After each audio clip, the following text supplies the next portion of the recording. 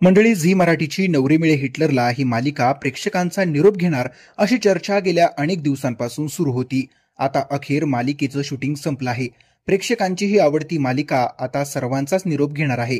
शूटिंगच्या शेवटच्या दिवशी कलाकारांनी भाऊक पोस्ट शेअर करत आपल्या भावना व्यक्त केल्या आहेत.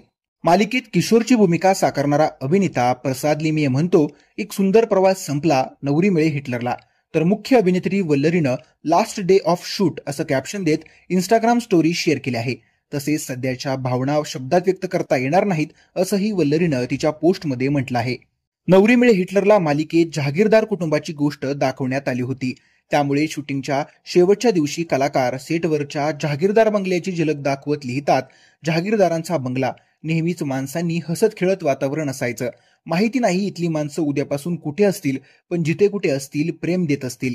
जवळपास 14 महिन्यानंतर नवरी मिळे हिटलरला ही मालिका कमी टीआरपीमुळे प्रेक्षकांचा निरोप घेणार असल्याची माहिती समोर येत आहे. तर मंडळी, तुम्ही या मालिकेला मिस कराल का ते कमेंट करून नक्की कळवा. व्हिडिओ आवडल्यास लाईक करायला विसरू नका.